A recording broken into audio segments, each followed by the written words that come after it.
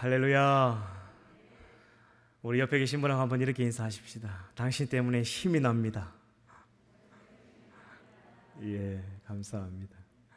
옆에 계신 분 때문에 힘이 납니까? 힘이 듭니까? 오늘 이 밤에 여러분이 드리는 찬양과 기도 때문에 하나님이 힘이 나시는 그런 밤이 되길 간절히 바랍니다. 너희로 믿게 하려 함이라 라는 제목으로 오늘 잠시 말씀을 전하겠습니다. 여러분, 제가 생각하는 믿음이란 믿습니다, 이렇게 입술로 열심히 고백한다고 해서 믿음이 생기는 것이 아니라 주님을 신뢰하는, 그 주님에 대한 신뢰를 견고히 쌓아가는 싸움이라고 생각합니다. 다시 말하면 내가 예수님을 만나고 그날로부터 한평생 살아가는 동안 주님과 함께 동행하면서 주님에 대한 신뢰를 쌓아가는 것이 믿음이죠. 그리고 살아가다 보면 어려운 일도 있고 갑자기 큰 우환도 닥치게 됩니다. 하지만 그럴 때도 주님을 신뢰함으로 끝까지 그 싸움을 이겨서 결국 그 믿음이 단단해지고 견고해지는, 그래서 믿음이란 결국 주님에 대한 신뢰를 쌓아가는 견고한 싸움이다. 저는 그렇게 생각합니다. 여러분, 왜 기도하면서 믿지 못할까요? 기도하면서도 왜 성도들이 기도에 대한 확신을 갖지 못할까요? 생각해보면 이것만큼 이상한 것도 없습니다. 주님을 우리가 믿기 때문에 주님께 기도하는 거 아닙니까? 주님을 믿기 때문에 우리가 구하는 것 아닙니까? 그런데 하나님을 믿고 구하면서도 그 주실 것을 믿지 못하고 우리가 의심합니다. 이것은 우리가 주님에 대한 신뢰가 부족하기 때문이다. 저는 그렇게 생각합니다. 결국은 하나님에 대한 그 믿음이 부족하기 때문이다. 저는 그렇게 생각합니다. 신앙생활하다 보면 소위 우리 하나님께 삐졌다는 분들을 많이 만납니다. 한 5년, 10년 동안 하나님께 삐져가지고 교회 안 나오시는 분들을 가끔씩 만나게 됩니다. 그런 분들 이제 이야기를 듣다 보면 참 맞는 말씀만 하세요. 근데 가만히 그런 분들의 이야기를 듣다 보면 한편으로는 이런 생각이 듭니다. 정작 더 섭섭한 분은 하나님이겠다. 이 사춘기 때 삐져가지고 엄마한테 삐져가지고 막 문을 콱 닫고 며칠 동안 밥도 안 먹고 막 시위하는 그런 애처럼. 그런데 그렇게 밥 안 먹고 버티면 누가 더 마음이 아픕니까? 당사자입니까? 부모님입니까? 엄마가 더 마음이 아프죠. 정작 더 섭섭한 분은 하나님이실 것 같다는 생각을 하는데 본인은 본인밖에 모르는 것 같아요. 결국 이 믿음이란 주님에 대한 신뢰를 견고하게 쌓아가는 싸움이고, 그리고 결국에 이 믿음이란 오늘 말씀의 제목이자 결론처럼 주님이 우리에게 주시는 것이라고 생각합니다. 그래서 여러분, 우리 어디 가서 자기 믿음 자랑하면 안 됩니다. 그 교만한 것이라고 생각합니다.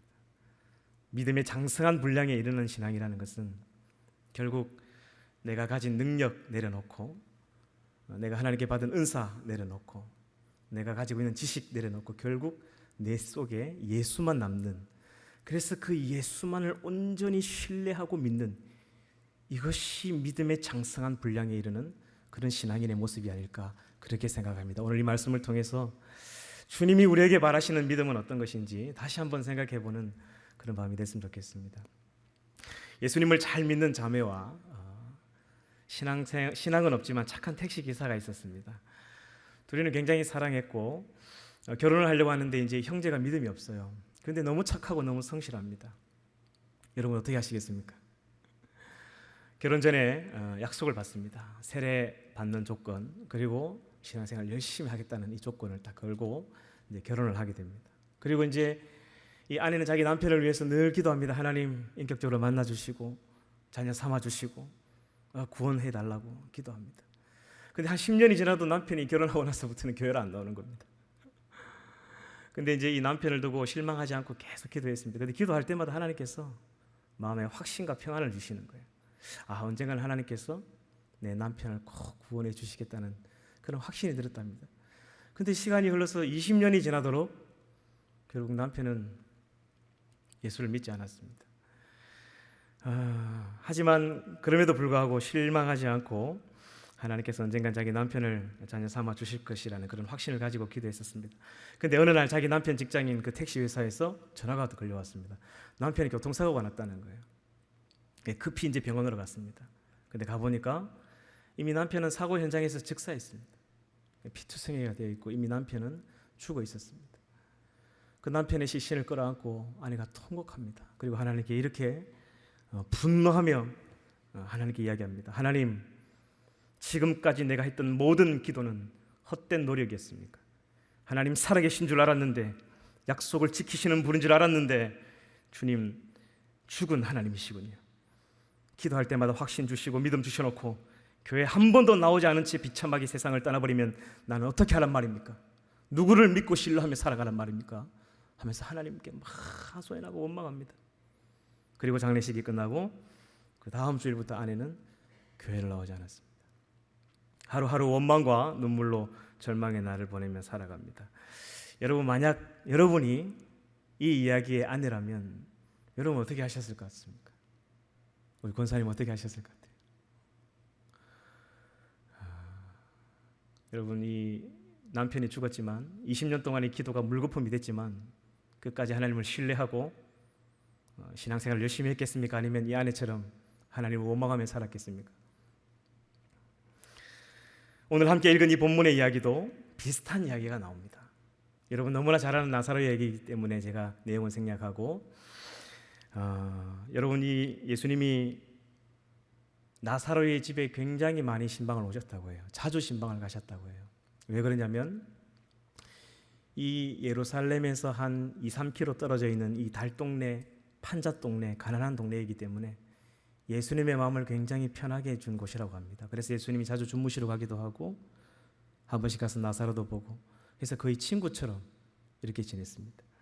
근데 이제 친구 나사로가 죽을 병에 걸렸는데, 오늘 이 본문을 사실 11장 1절부터 44절까지 다 읽어야 되는데 너무 길어서 뒷부분을 읽었는데, 11장 3절에 보면 이 여동생들이 이제 예수님 좀 와달라고 간청을 해서 사람을 보냅니다. 근데 평소 같으면 자주 신방도 가고 자주 가시는 예수님이 그날따라 이 간청을 거절하시는 거예요. 안 가시는 거예요. 그리고 4절에 보면 이 병은 죽을 병이 아니라 하시면서 괜찮다 이야기하시죠. 왠지 예수님이 의도적으로 시간을 지연하고 있다라는 그런 느낌이 듭니다. 그리고 사건이 터지죠. 나사로가 죽게 됩니다. 여러분, 우리는 이 이야기를 알고 있고 결론이 다시 살아났다는 걸 알기 때문에 별로 심각하게 생각 안 하지만 당사자는 어땠을까요? 이 마르다와 마리아는 어땠을까요? 이 심정이 예수님에게 배신감을 느꼈을 겁니다. 아니, 그렇게 많은 병자들을 살려주셨는데 툭하면 오셔서 신방 오시고 그렇게 자주 오셔서 식사도 드시고 우리 집에서 신세도 지시는 분이 자기 오라버니 아프다는데 한번 오지도 않고 결국 오라버니 죽었다는, 누구를 원망했을까요? 예수님을 원망했겠죠. 그래서 예수님이 뒤늦게서야 이게 마을에 가까이 와서 동구 밖에 서서 있다 기다리고 있다는데 마리아는 가보지도 않습니다. 그 자기 방에 앉아 있죠. 장례 지내는데. 속상했다는 이야기입니다. 마르다는 그래도 예수님 오셨으니까 이제 마중을 나가는데 예수님을 뵙자마자 딱 첫 마디가 21절에 보면 이렇게 이야기하죠. 주께서 여기 계셨더라면 내 오라버니가 죽지 아니하였겠나이다. 속이 상했다는 이야기죠. 마르다도. 그리고 그 마을 밖에서 계속 서서 스승님께서 들어오시지도 않고 동구 밖에서 계속 서 있으면서 마리아 불러온나, 저 집 안에 앉아있는 마리아 불러온나 이런 이야기합니다. 사람들이 데리러 가죠. 마리아의 행동이 어떻죠? 오시라고 할 때는 오시지도 않더니 죽고 나서 왔습니까? 왜 왔답니까? 한번 따지고 물어나 봅시다 하면서 나갑니다. 그래서 예수님 뵙자마자 막 엉엉 울죠. 통곡하면서 발 앞에 엎드렸어. 여러분, 왜 예수님이 나사로가 죽게 내버려 두셨을까요? 오늘 말씀 42절에 보면 그 답이 있습니다. 그리고 15절에도 보면 답이 있습니다. 오늘 말씀의 제목이죠. 15절에 보면 이는 너희로 믿게 하려 함이라. 42절에도 볼까요?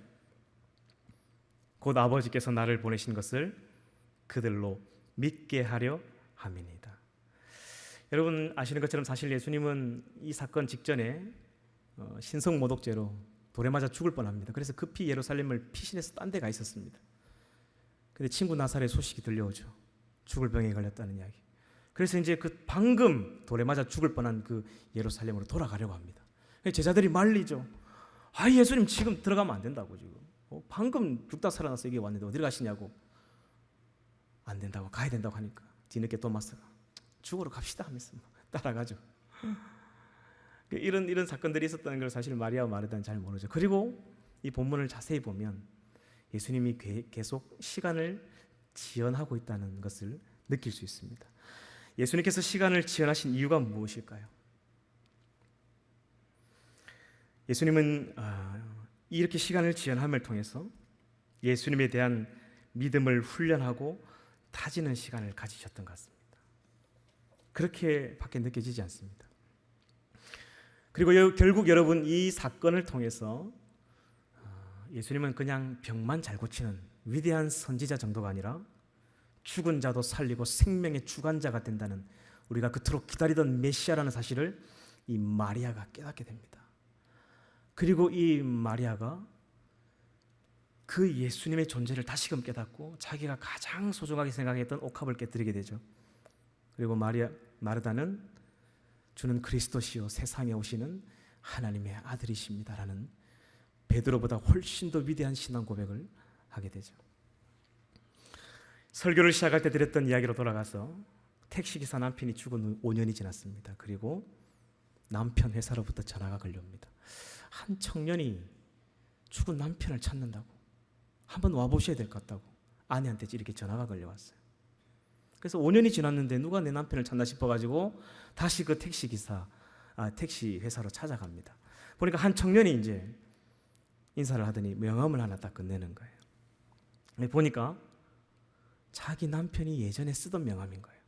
그래서 어떻게 우리 남편을 아시냐고, 어떻게 이런 명함을 가지고 계시냐고 이렇게 자초지종을 물어보니까 5년 전에 자기가 군대에서 제대하고 걸어가는 길에 웬 택시가 갑자기 서더니 자기를 그냥 집에까지 공짜로 태워주겠다고 했다는 거예요. 그래서 이제 전역하고 군복을 입고 있는 군인을 측은하게 얘기했어요. 택시 기사가 집까지 공짜로 그냥 태워주는 거예요. 그게 너무 고마워가지고 가는 길에 물어봤대요. 혹시 택시 기사님 예수님 믿습니까? 물어봤다는 거예요. 예수 안 믿는다는 거예요. 그래서 가는 길에 복음을 전했다는 거예요. 이 청년이 계속 예수님에 대한 얘기를 했다는 거예요. 근데 집에 도착하기 전 갑자기 택시 기사가 딱 차를 멈추더니 나한테 기도를 좀 해달라는 거였습니다. 그리고 오늘부터 내가 예수를 믿겠다는 고백을 하더랍니다. 그리고 그 자리에서 기도하면서 영접 기도까지 했다는 거예요. 그리고 그 집에 남은 그 거리에 가는 동안 남편이 얼마나 기뻐하는지 자기에게 이런 이야기를 했다는 겁니다. 사실 제 아내가 열심히 예수를 믿는 사람인데 자기를 전도하기 위해서 예수 믿으라고 20년 동안 자기를 전도했지만 자기 마음이 별로 안 움직였다는 거예요. 그런데 내가 이제 당신 이야기를 듣고 보니 예수를 믿어야 되겠다. 그리고 다음 주부터 내가 교회 나가겠다. 그리고 이 기쁜 소식을 빨리 집에 가서 제가 아내한테 알려야 되겠다. 그래서 굉장히 기쁜 마음으로 헤어지고 갔다는 거예요. 그리고 헤어질 때 명함을 하나 주더랍니다. 택시기사가 명함을 딱 주면서 내가 너무 고마워서 밥을 한 끼 살 테니까 언제든지 한번 찾아오라고, 아무튼 젊은 양반 잘 가시라고 막 그렇게 해서 헤어졌습니다. 그리고 이 청년은 명함을 가지고 있다가 집안에 어디 보관했는데 그냥 잊어버렸습니다. 그런데 5년이 지날 쯤 집을 정리하다가 이 명함이 탁 떨어지는 거예요. 그래서 5년 전 그 택시기사가, 고마운 택시기사가 생각이 나서 신앙생활 잘 하고 있는지 궁금해서 이 택시 회사로 전화를 한 거예요. 그리고 아내를 만났습니다. 이 소식을 듣자마자 아내가 너무 놀라서 물어봅니다. 자기 남편을 그렇게 만나서 복음을 전했던 그날이 언제냐고 하니까 내가 전역했던 날이기 때문에 알고 있죠. 5년 전 5월 3일입니다. 그러니까 주저앉아 버리는 거예요. 그날 남편이 죽은 날이었습니다. 그리고 그 자리에서 통곡하며 울죠. 그리고 하나님께 이런 기도를 올렸다고 합니다. 하나님, 살아계셨군요. 약속을 지켜주셨군요.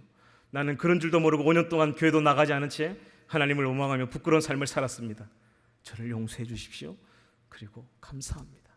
내 남편을 구원해주셔서 감사합니다. 이런 기도를 올렸다고 합니다. 여러분, 이야기는 시카고에서 실제로 있었던 실화입니다. 여러분, 믿음이란 주님에 대한 신뢰를 견고히 쌓아가는 싸움입니다. 때로는 시간이 많이 걸릴 수도 있습니다. 아브라함 같은 사람은 75세 아들 준다 해놓고 25년 동안 안 주셨습니다. 믿음이란 주님에 대한 신뢰를 쌓아가는 견고한 싸움인 거예요. 어떤 형편과 처지와 상관없이 주님을 신뢰하며 믿음으로 살아가는 저와 여러분 되길 축복합니다. 이제 말씀을 제가 맺겠습니다. 응답의 지연과 거절은 괴롭고 처절한 시간입니다. 힘든 시간이죠. 여러분, 이 자리에는 분명히 아직도 여전히 믿지 않는 내 남편 때문에 20년째 30년째 기도하고 있는 분이 있을 줄 압니다. 짝믿음 가정들. 나는 믿는데 자기 아직 자녀들이 예수님께로 돌아오지 않는 이런 가정들도 분명히 있을 줄 압니다. 응답의 지연은 괴롭고 처절하고 힘든 시간입니다. 그러나 여러분 기억하십시오. 하나님은 이 시간을 통해서 우리에게 더 견고한 믿음을 주시는 거예요. 그리고 하나님은 일하고 계십니다. 할렐루야. 누구를 위해서 시간을 지연하시고 누구를 위해서 이런 고난을 주시는가? 여러분을 위해서입니다. 사랑하는 내 자녀를 위해서, 그들을 더욱더 믿음에 견고하게 세우기 위해서 하나님께서 이런 일을 하신다는 것이죠. 오늘 나사로가 죽었을 때에 그 가족이 간절히 기도했습니다. 살려달라고 예수님께 요청했습니다.